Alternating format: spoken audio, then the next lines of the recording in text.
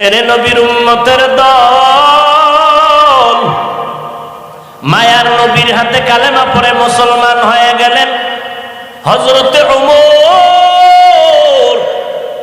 রমজানের ঈদের দিন দরজায় তালা লাগায় কান্না করতেছেন। আবু হুরায়রা রাদিয়াল্লাহু তাআলা আনহু বলেন, ও খলিফাতুল মুসলিমিন, আপনি কেন কান্না করেন?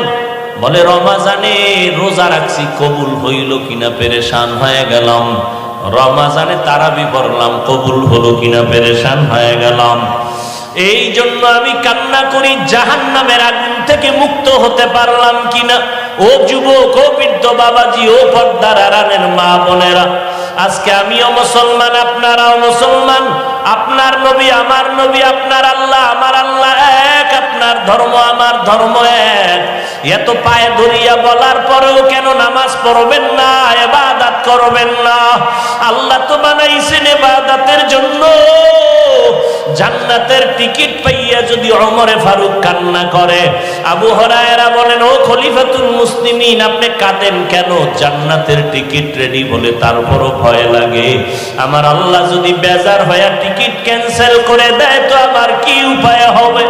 ওই হাসরের ময়দান বড় কঠিন।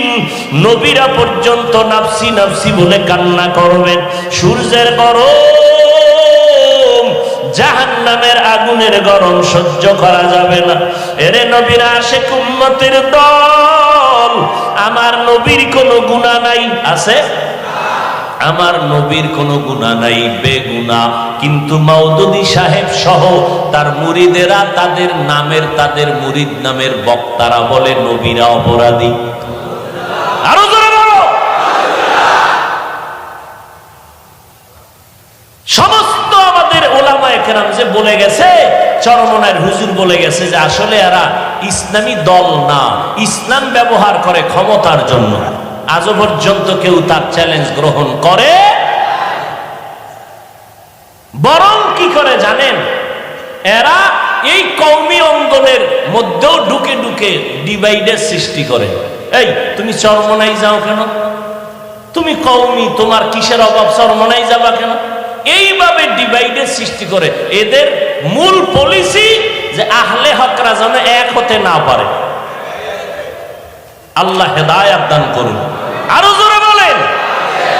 যুবকেরা, কলিজা দিয়া মোহাব্বত করে বলে গেলাম, খাঁটি আল্লাহওয়ালাদের সোহবতে যাও, স্কুলে পড়ো, কলেজে পড়ো, চাকরি করো, অনুরোধ করি। কিন্তু খবরদার এমন কারো অন্ধ হইও না যার কাছে গেলে তোমার ঈমানও যাবে, আমলও যাবে, দুনিয়াও যাবে।